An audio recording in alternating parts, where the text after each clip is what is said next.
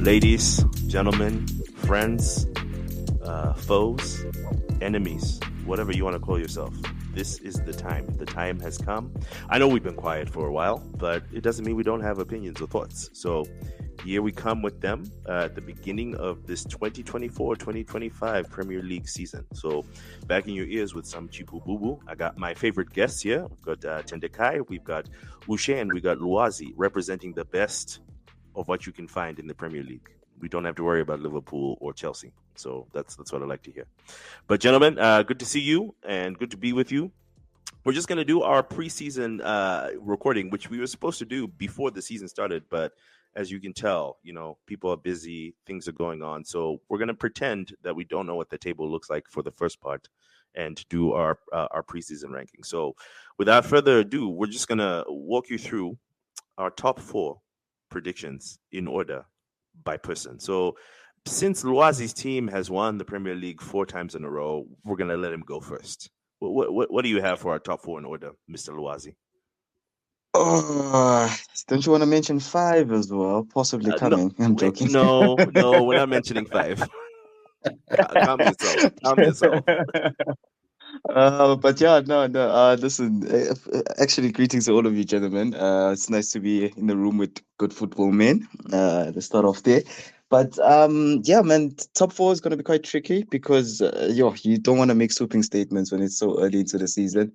But I think now is a good time to look at that because at least now we can see the squads that are settled in terms of who they have as their signings and who, of course, left their clubs. Not much changes, but my prediction, top 2 doesn't change from last season. City, Arsenal continue with their business as usual. And it's 3 and 4 that then that really dribbles me a little. I want to give a shout to United, but I just don't think so because Ten Hag, I just don't know if he's gonna last throughout the whole campaign. I like it. How dare you? Yeah, I don't know. Oh, we already off to a fly. I'll tell you that. Hey, I'm with you. I'm with you. I agree. I think, funny enough, I'm gonna go ahead and give a shout to Newcastle and Liverpool to be 3rd and 4th respectively.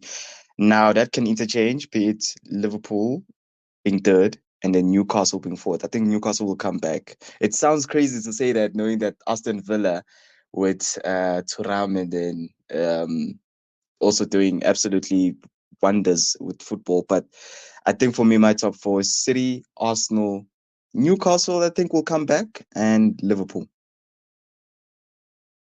Okay. So you're going for 5 in a row, which 4 in a row had never been done. I don't think 5 in a row has definitely not been done. So it's a bold prediction. Ushe, I'm going to let you rebut because you wanted to say something about Erik ten Hag. I mean, the disrespect coming here, guys. Yeah, nah. The levels, he had a nice intro saying, "Oh, football fans." Then you put my team out of top 4, bruh. It's okay. It's okay. No, of course, I'd say, well, City, of course. Oh, the caveat, a little asterisk. Whatever City do doesn't count. 115. That's all I'll say. So it could be 7, 8, 9, 10. Who cares? It doesn't matter. So I'll just put the Chiefs number 1. I'll put Arsenal number 2. I would say United before Liverpool, but after the game, I saw them after our match. I think I'll put Liverpool 3rd, United 4th. Okay. Yeah, it's one of those things where Liverpool, they will have ups and downs. I mean, other teams can come up, but I just see maybe because it's a team that's played together for some time. I think that's what's happening. So City, Arsenal, Liverpool, United. I think United, because we got our midfield sorted. We'll see. I'll talk further, but yeah, that's my top 4.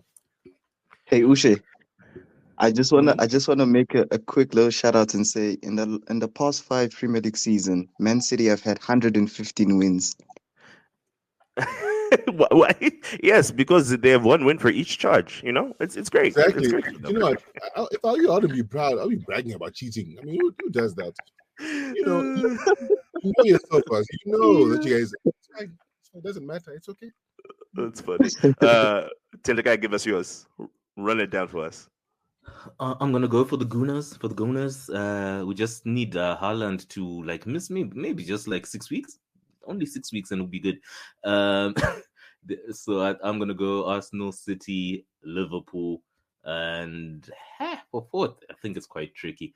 It's a toss-up. I'd say it's a toss-up between Newcastle and United, maybe Tottenham, but I'll never put those guys in the top four. So I'm just gonna go.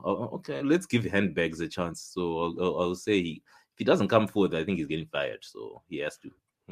I agree. Give handbags a chance. Yeah, I mean, I think he has to come forth. I don't think he has the firepower to be able to do it. For me, ours is very similar. So I'm gonna go Arsenal, City, Liverpool, and then in fourth, surprise but no surprise. I mean, I think Tottenham is just going to be strong this year.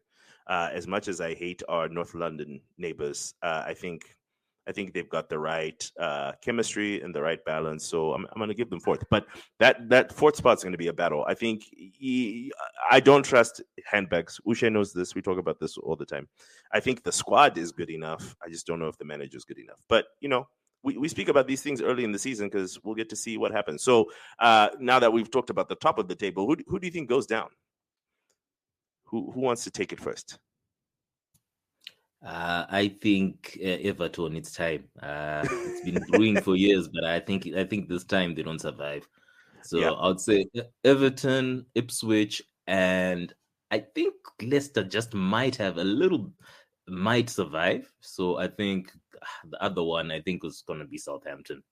Yeah, I think I'm very similar. I think this is the year Everton goes down unless they make a quick change with Sean Dyche, who is just out of his depth at this point. And then I also agree. I think Ipswich is just not good enough. And I think, Ramsdale is now at Southampton. And other than being at Arsenal, every team he's been with has been relegated. So let's just go with it.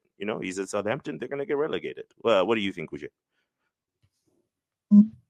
Yeah, I think along the same lines. I think Leicester is trying to say because the team went down and they're a strong squad, but the way they've played the first few games, I'm doubting. But we'll see. I still think they might make it up, but Everton would take their place. So I think all the teams that came up now, except for Leicester.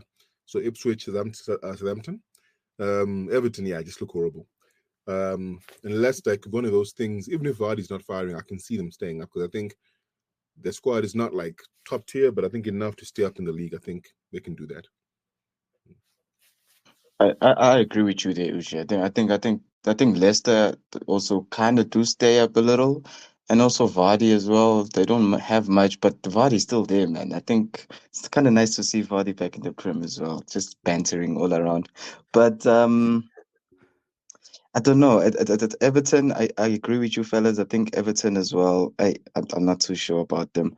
The past three results have kind of shown that it's not really looking very good. And last season, they kind of scraped it through as well, didn't they? Yeah, with the points deductions and whatnot. It's weird. But Everton, I think I want to give Southampton. I don't trust them. They look horrible. I think Wolves is another one for me. I think Ed Sheeran and Co stays up, gents. Unlike you, gents, I think Ipswich kind of stays through. That McKinney guy was everyone was highly rating him when we were talking about him. Like Chelsea also was thinking of hiring him. Maybe, but do we trust Chelsea hires? Who knows?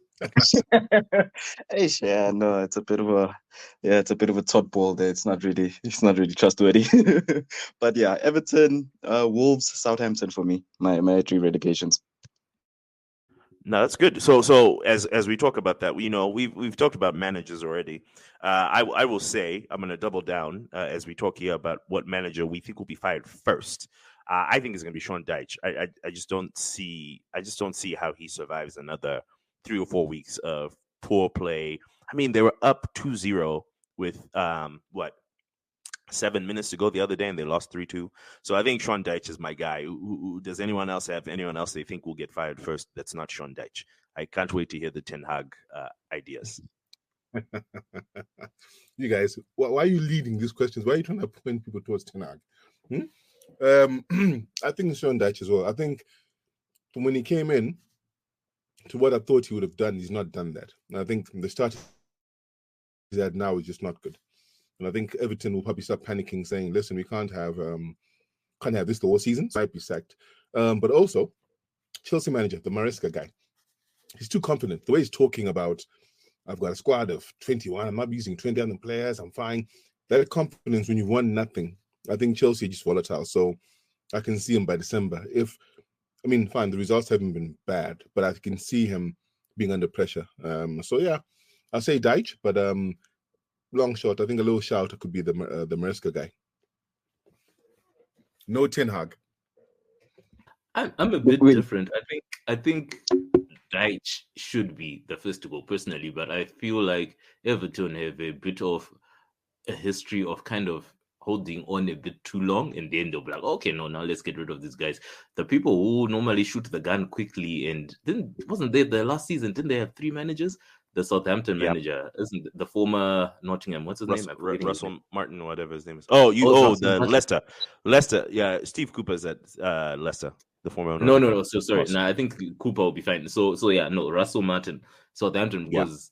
Things haven't been going great, and those guys they don't waste time. So I feel like if he doesn't get a win in the next 2 games, even if it's like 2 draws, those guys could be like, thanks guys, bye. It feels like Everton is in the Arsene Wenger era, where you just scrape by doing what. I mean, with Wenger we were getting 4th, so let's not compare it like that. But he scrapes by, and they're like, we can't get rid of him. He kept us in. But it's time for them to make like actual concerted effort to be a better squad, I think. You know? But so you don't trust Sean Dyche to keep them up? I mean, he seems to have a good record with keeping teams up as well. He's had it in the past, but just the way he's putting himself in a hole that he doesn't need to put himself in to start the season. So I can't see how he digs himself out of the hole. They play the same style. They lost their best player. So yeah, it's just there's a lot of factors that are in there for him to be able to have to like redeem the team in such a way. To be fair, that capitulation against Bournemouth the previous weekend was kind of a good example, I guess. That was bad. But yeah, and I just think if your fans are with you. Yeah, I mean, if your fans are with you, definitely they'll keep you going. If that's true. Yeah, I mean, are the fans with them? I don't know. I don't have a pulse as much on Everton as I might on the other top 4 clubs, or the other top 6 clubs. But yeah, I don't know. If the fans are still with him, then he might survive. But it just doesn't seem like they have any substance to them. So it's going to be hard for them to stay up there. And just a quick glance, like if you look at their transfers. No, I was going to say the last game where they lost. Oh, okay. No, sorry. I was just saying, just a quick glance. If you look at their transfers, as you said, they lost their best player, and Onana's gone to Aston Villa. They lost Ben Godfrey to Atalanta, and then they released like Andre Gomez. Yes, he wasn't doing that well because he kept on getting injured. But if you see the players that they're signing, I'm just like, ask me a bit. How are these guys replacing what you have, right? Exactly. It's like I hardly know any of these people, and apart from Armando Broja is a good signing, but he's another DCL. He's always injured, so he's good. But how often is he going to be on the pitch? Yeah. No, I'm with that. Yeah, No, I was going to say regarding the fans. You keep going quiet. The 2-0 when they lost that game, I think the fans were booing. So the atmosphere is not good. So I think the atmosphere is not good. I think already the fans are itchy, and I think that's just not a good sign for you. If the fans don't agree with you, they're booing you, there's so much tension. So I think it's already looking bad for him regarding the fans. If the fans were supporting him, it's different, but the fans are already booing already. So it's going to be a long season for him, I think. So for Sean Dyche, I'll say that. I just want to quickly add there and say, in as much as that is the case, I think the first man though to go down with that sack, the guy who coaches Wolves. I don't know what the hell's going on with Wolves, but if you're gonna but if you're gonna concede 6 goals there to Chelsea, you really have bigger problems. Yeah, Gary O'Neill. Yeah, he's gonna have to figure it out. Good old Gary. Yeah, it's gonna be interesting. I mean, I meant to look this up to see how many guys got fired last year, but we were close to 10 managers getting the sack last year. So it'll be interesting to see how quick the trigger is pulled this year, to see what people want to see in their managers. I think, Maresca, they played nicely against Wolves, but I just can't. How do you keep that squad balanced? How do you do things right? So I'm interested. Did you see that they excluded Palmer from the whatever Euro Conference League? Oh, squad? really? Yeah, Just to keep him fresh? Bruh. I guess. Yeah. Crazy. That's interesting. Crazy. That's an interesting move. Like, I understand it's not a high level competition, but I would think a guy like Cole Palmer wants to play as many games as he can, as many games as are available. Maybe he So, wants Jadon Sancho to come in there and continue that. gosh, I don't know, man. It just feels like a mess. This is why That's we need to very have Chelsea fans on, because I can't see what they're trying to do, but the Chelsea fans seem to be with it. So I don't know. Okay, let's talk about our Player of the Year prediction. So, who do we think is going to take Player of the Year this year? Who do you expect to shine? This Ushe, feels like I'm a gonna one. let you go first. Th- Wait, This what feels like were a you gonna say? one-sided. No. I was just about to add it feels like it's gonna be a one-sided prediction, this one. Who, But who, who, go who do you ahead, think it's going Uche. to be? No. Seeing as you're jumping on the tree, what do you think? Why do you think it would be one-sided? Who do you think is going to get it? Guys, let's not busy. Tell Let's not act like as if we are blind or something. Haaland, Tell the kid got us. 7 goals. He's got 7 goals in 3 games. Like, he's crazy, bro. Yeah, I It's mean, Haaland. he scores in bunches. I just don't know. We'll see. I don't have Haaland. So you have Haaland. Ushe, do you also have Haaland? Nah, you know what? I think Haaland, dude, there's a game where with Chelsea who he had 3 touches the whole game, guys. 3 touches. Yeah. That's what he had. Like, you can't tell, I mean, so as clinical as the guy is and all those things, you can't tell me that this guy is, I mean, no. So, I mean, goals-wise, yes, but the metric, no. I think we can all be biased here. I mean, for example, I think, what's his name? Guys, I forgot our own player's name. Our defender who signed, the right back. I think he's good. Mazraoui. Mazraoui. Yeah, I think he's been quietly good. Okay. But of course, Good the enough thing to is be with Player of the United- Year as a defender. No, that's the thing. So that's the thing I was going to say for United, right? Even if we had Bruno being the best player in the league, he'll never get it. So I'm aware. So I'm just putting it out there that I feel like, Mazraoui could be a very good player, De Ligt, whatever. But I think, I don't know, football-wise, I'm trying to not choose Haaland because, I think it's a bit, I don't know. It's a bit, I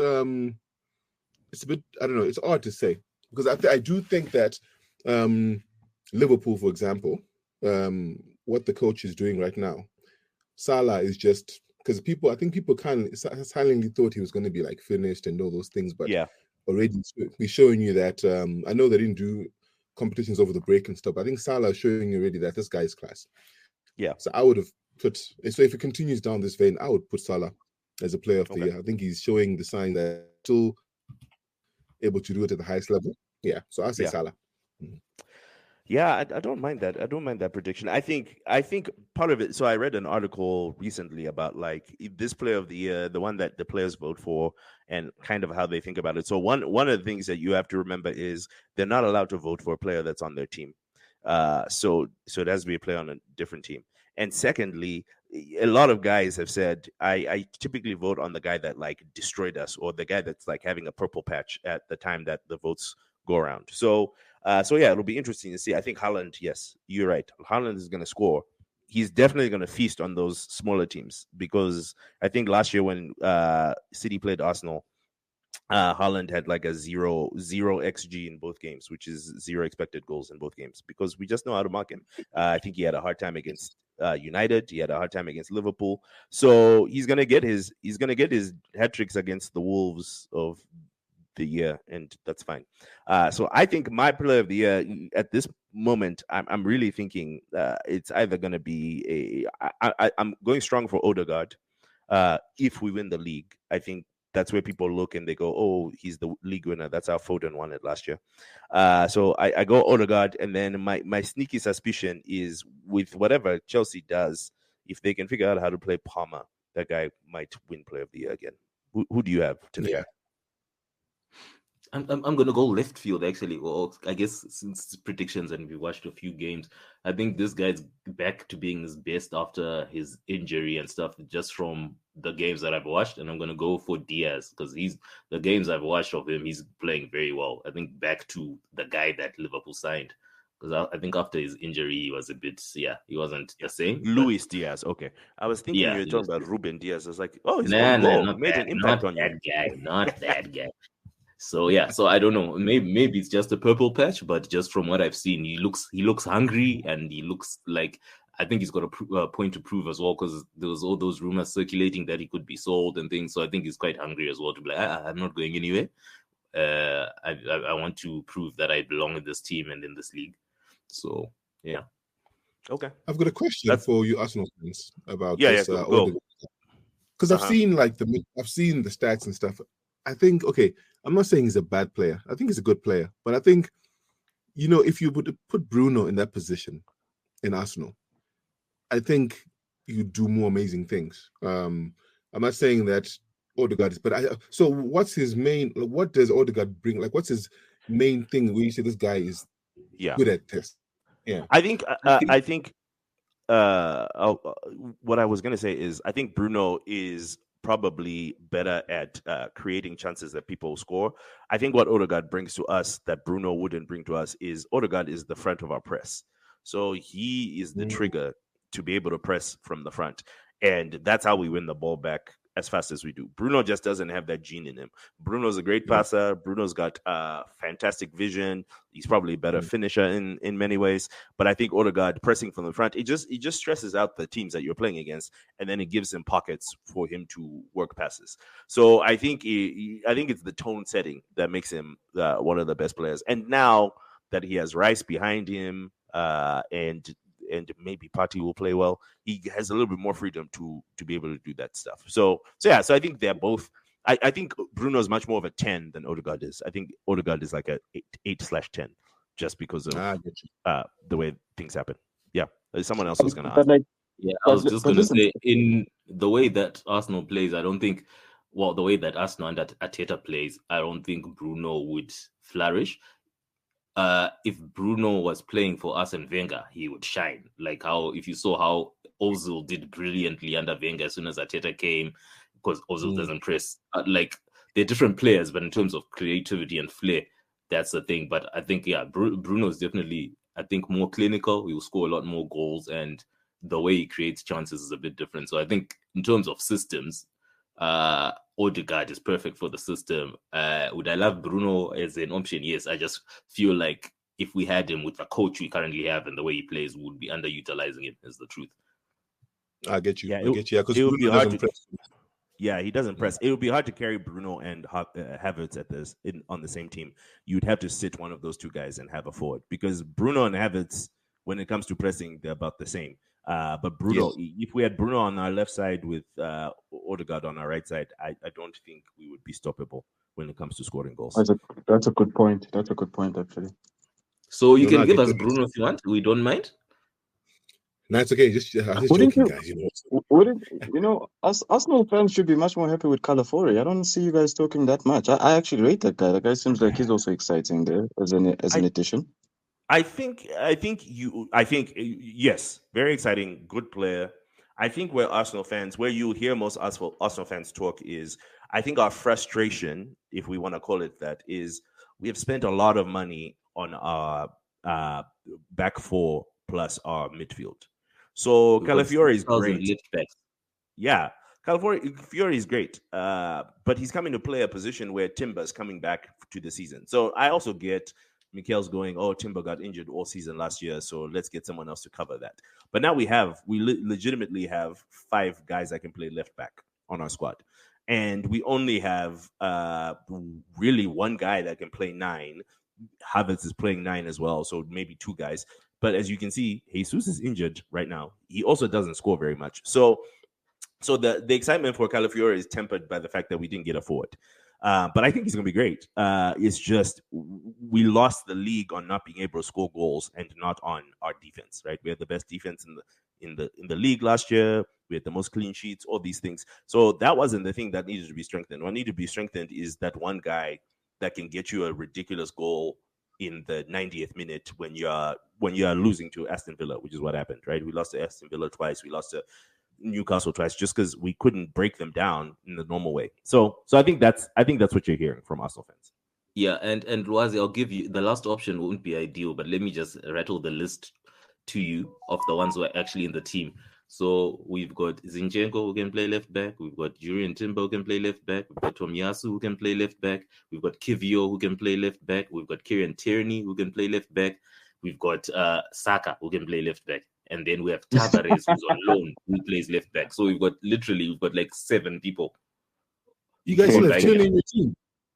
Yes, he's in the Champions League squad. He's in the Champions League squad. He's not going anywhere. So he's in the Champions League squad, which means he's aiming that he's going to play. So just think about that. Like, he was on loan at Sociedad last season, and then he didn't go anywhere this offseason. So yeah, so it's like we have 5 guys fighting for one spot. And I think I forgot to mention Kivio.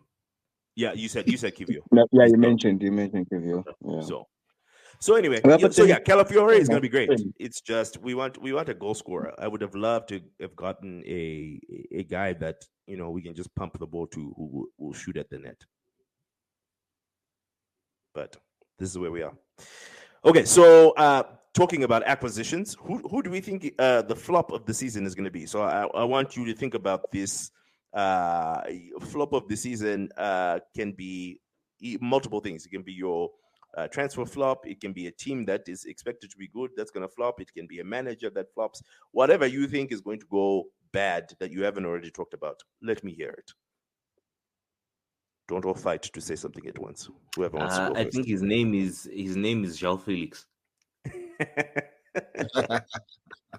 didn't work the first time. Why did they go and sign him on a permanent? I don't understand. You pay more money to bring him back after he flopped, after you've seen him fail in your club. Exactly. I don't know. I don't know what's happening in Chelsea. I'm just watching in amazement at what's happening. Sancho, I mean, then you sign Sancho in your team. Like, Sancho needs a club that says, "Look, listen, this position with this person will need you, so we'll take our time and work with you."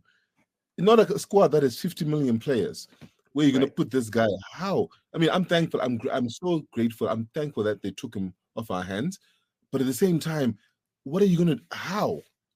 Is Sancho a better option for them than Raheem Sterling? No. Do you know what? No. Because Sterling was at least scoring goals, guys. Sterling was actually producing. You can say, fine, he's missing a few shots here and there, but he actually scored goals and did a few things.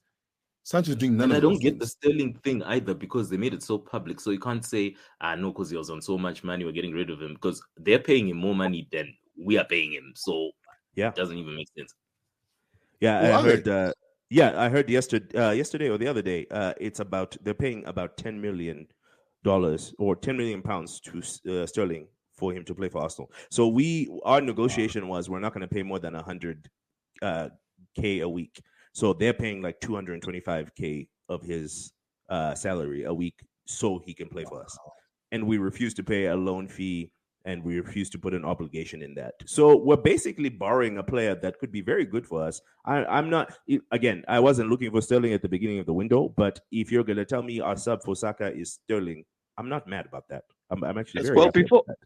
Well, before Saka ran, there was a Sterling. So, I mean, it's not a bad option to have. No. You know? And he's 29. He's not super, super old. So he's got something to give us. But yes, Chelsea's literally paying $10 million to Sterling so he plays for Arsenal, which is in just the realm of football. Imagine if you're doing that on FM24. You'd be fired. Gone. Right? Gone so quickly. So I just don't get what they're doing. So your flop of the season. Okay. Nice flop of the season. Anyone else's flop of the season? That's a good one, because I would Honestly, yeah, it's so tough. I'm just gonna go back to Sancho, guys. For me, I blame the players because if you are Sancho and you're seeing that Chelsea's interested in you, and you see that all these other players are there, you have your Mudryk in there, you have your Nicholas Jackson, you have your Mudrykas, you have your Pedro Neto, who literally signed literally just before you joined, and Yeah. all these João Felixes and whatnot. You ask yourself as a player, in terms of your own development, how does that benefit you going into a club that is so fully stacked? Why don't you just sign for another? Look at Greenwood, bruh. Greenwood is shining out there in France, bruh. Go back to Germany. Germany's your home. Germany, Yeah. Dortmund, that's where you are, bruh. You went to a Champions League final because of the Sancho thing. It gives off Lukaku vibes. Remember when Lukaku left United for Inter and he shined, and then all of a sudden he thought, let me come back to the Prem and prove them again. In Chelsea, let me wear my Chelsea colors. And then it just also went abysmally bad. It was just horrible. This is the same thing that's happening with Sancho. Sancho moving to Chelsea doesn't make sense. But the boy should have just went back to Germany and just realized that, listen, some of us English players, the Premier League is not our bread and butter. Right. Maybe we deserve to shine elsewhere. I mean, Germany, there he is. That's your home. Or maybe try other leagues. Like, but I think I don't know. Sancho for me, flop. I say Sancho as well, but I think it says a lot that the team he went back to Dortmund didn't even put a bid in for the guy. For all they were saying, it tells you they were saying the boys back home, blah blah blah, and United were saying, listen, give us a good deal, give us an offer. They offered nothing. So but then the paycheck, he was on a high paycheck though. United are paying him gang money. That's why maybe Dortmund is also reluctant because of that. No, man. I think, you know what? I think Dortmund could have said, United, we'll take him again on loan and you guys pay the bulk of a salary. They could have tried something. But I think the fact that where Sancho is right now, I mean, for example, in a year or two, you could be warming the bench or doing things. But I think for what he was meant to be, I think, it's a flop in the sense that you've gone through all these things and you think the next best thing for you to do is go to Chelsea. I think that tells you his motivation, tells you his where he thinks he is right now, because surely he would have been like, no, I want to play proper. Even if you're confident in yourself, I don't know, man. I'm just happy he's gone. But I think, for what he represents, because people are saying, Ten Hag this, Ten Hag. Now we'll see. We'll see once again. So I think, it's the Sancho thing just boggles the mind. I'm just shocked that they did it, but I'm happy that they took him at the same time. I think it's going to be odd to see Nicholas Jackson have a better season than Sancho. That's all I'm going to say. It's going to shape up that way. So we've got 3 Chelsea flops, 2 Sanchos, and a Joao Felix, which, again, I'm with you. I think I don't want to pile on Chelsea, so I'm going to move away from them being the flop of the season. But they're very high on the caliber of what teams could be flopping. But when it comes to things that don't make sense, I think Leicester's gonna be fine, but I don't understand Steve Cooper as your replacement for Maresca. It doesn't gel. It doesn't make sense. Steve Cooper brought Nottingham Forest into the Premier League, and then he was spectacularly bad with them. He plays a very different style from what Maresca looks like. So in my mind, I think just the marriage between Steve Cooper and Leicester just doesn't seem like it makes sense. Are there no managers out there? I feel like there's other managers out there. Like why are we recycling guys that have not been competent in their job and just going, you know what, you've done it before. Let's see what you can do now. So I'm waiting to see how that pans out for them. So we'll see. So our last thing, get a young manager in Germany like everyone else does. Yeah, that's the place to go. You can get a 31-year-old from Germany, and they can do wonders for you. But we'll see. But our last thing is just signing of the season. So there wasn't any real blockbusters per se. No one was dropping 100 mil this offseason. Hey, you didn't drop 100 mil on anyone. Who did you drop 100 mil on? We got good deals, man. Come on, we got good deals. You got good deals, yes. Yeah. You got good deals. But remember, one time you paid lots of money for Anthony, so we're just waiting to see if your good deals will be good deals. We see you, Tate. We see you. What do you have to say about that? You don't have anything to say about that. See, Ushe. Pepe. Pepe, and Pepe was bad, and he was cheaper than Anthony, and still to this day has more goals in the Premier League than Anthony will ever smell. What was the stat? What was the stat that wasn't it that Like Christian Eriksen was sold. He went to Inter. He died on the field, and he still came back and scored a Premier League goal before Anthony. Something random like that. Wow, Arsenal fans, that guy. They're cooking you there. I'm just saying. Okay, Uche, you're excited about your signings. Who do you think the signing of the season is? Is it someone that's going to come out of these signings that you guys made, or is it going to be someone at a different club? Do you know what? I'm going to go a bit left field because I think, as a biased fan, I think the signing of the season is United's backroom staff. I think there's, like in the past, even if you're saying Ten Hag is rubbish, all these things, it'll be a system where we say, sack the manager, then get someone else and get a new system, right? But right. I think what Ineos has done now, we've got a director of football, all these guys are literally saying, listen, Ten Hag, you handle your team and do certain things, but while you're doing that, we're going to set out the structure of the club, all these things. So if Ten Hag was to leave now, right, there's a coach coming in who's being told, listen, we need to play this kind of football. This is our transfer strategy. So I think behind the scenes, what's being done is actually more encouraging. Because in the past, like even just last year, had you sacked Ten Hag, I'd have been like, oh my goodness, the football brains have gone out. But at the moment, I think what they're doing is Ineos is saying, listen, don't panic. We've given you a structure. The players we've signed fit a certain DNA. We want, so even if you leave, it's better. So I'm actually happy. So yes, Mazraoui, De Ligt, all those guys are very good, but I'm more excited about what system is being put in place. Already people are saying if we sack Ten Hag, Van Nistelrooy will take over or something like that. But it's one of those things where I think, oh goodness, look at this guy. The system is good. Actually impressed with the system. So, yeah, like for example, this guy, what's his name? Ugarte. I think as much as Ten Hag will say, listen, yes, brings guy in. I think it's more of the club saying we need a player who does this and that. And for the first time in how many years since Fergie left? Because Fergie took him and David go to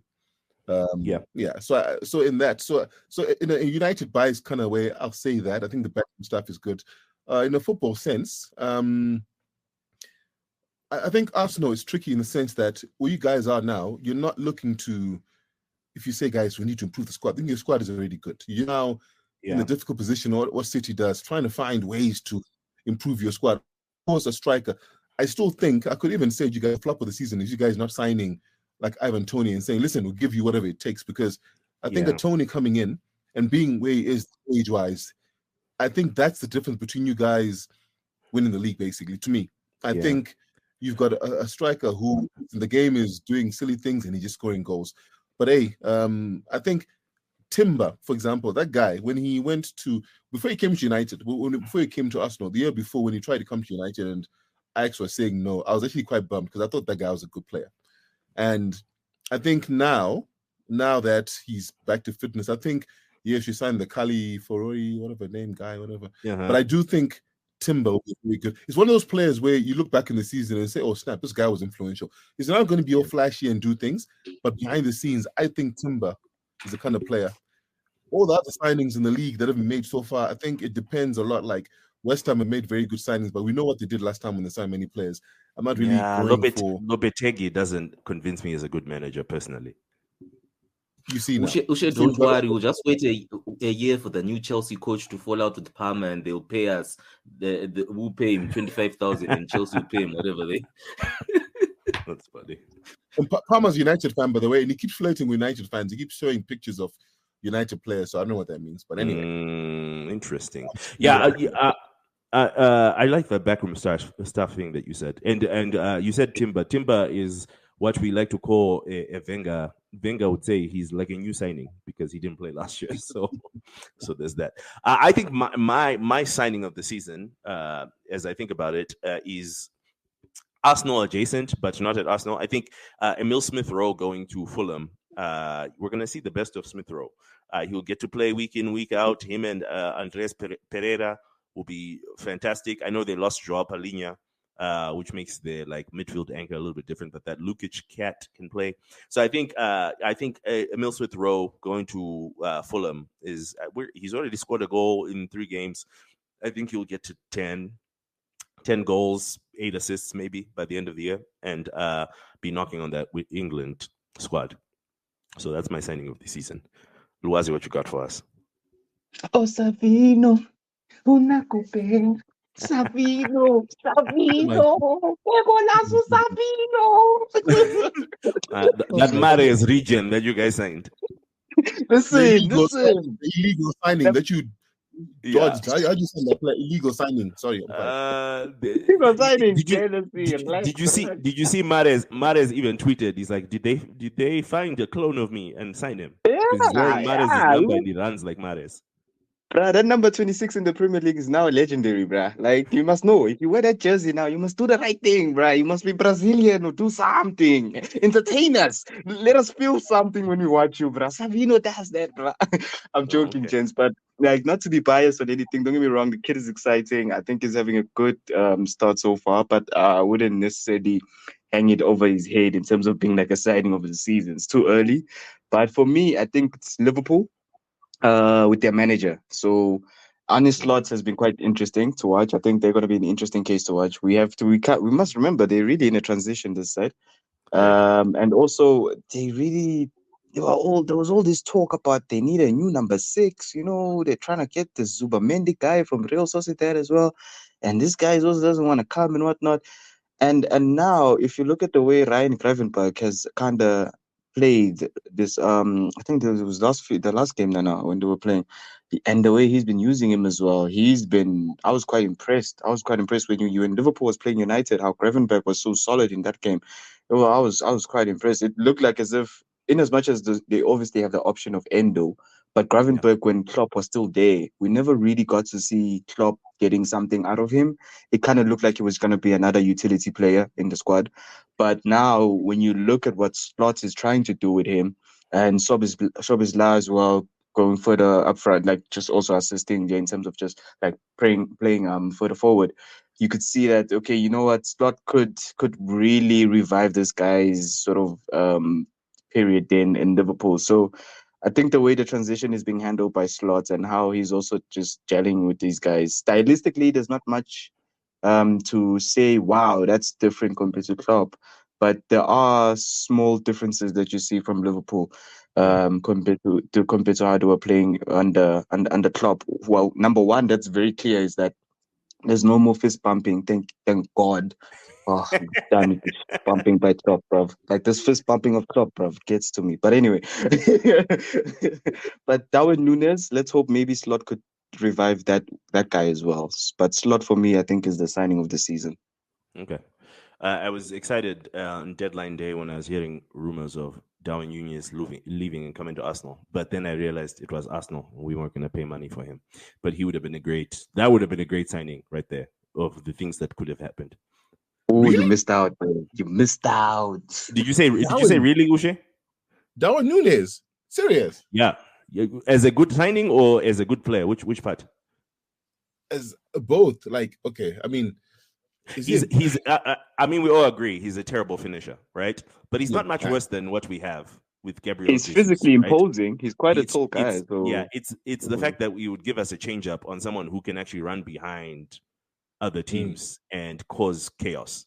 So I was excited about the chaos factor of a Darwin Núñez, because we haven't had a chaotic striker like that since Aubameyang. You know, Oba's speed was like, it was so terrifying for other players. And Oba didn't miss as much as Darwin, but there was things that Oba missed that you were like, how did you miss that? You know?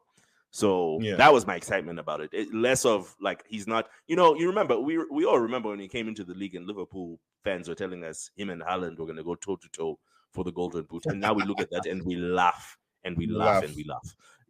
But I think there's a player in there somewhere. I think there's a player in there that can score goals when needed, and I think there's a player that you have to defend, and that's what I think that's what we needed up front, is just someone that you had to defend, that you had to follow, and all sorts of things. So we'll see. To be fair, he makes good off the ball runs. What do they call those runs when you're coming in from behind of the defenders? His inside out runs. Yeah. He seems to get those on point, in as much as, you know, he doesn't really, some of the balls that he gets fed, you know, he doesn't really finish them to the tee, but he seems to make those good timings of those runs. I don't know, maybe you could have a point in what you're saying. We'll see. I mean, it didn't happen, so I don't imagine it could happen. But yeah, we were watching, like, even the people are showing the replays of what game was it? It was a game last year where he hit the post 4 or 5 different times. To which I'm going, maybe he just needs context. Maybe he just can't see exactly where the goals are. I don't know. But yeah, we got that. Well, gentlemen, it's been good. It's been fun. And we want to do this more consistently. So this is the 45 best minutes of your week, everyone that's listening. Let us know how you feel about it. Let us know if we are right, wrong, or if you agree or disagree with some of the things that we said. But for Chibububu, this has been us. We'll catch you guys on the flip side.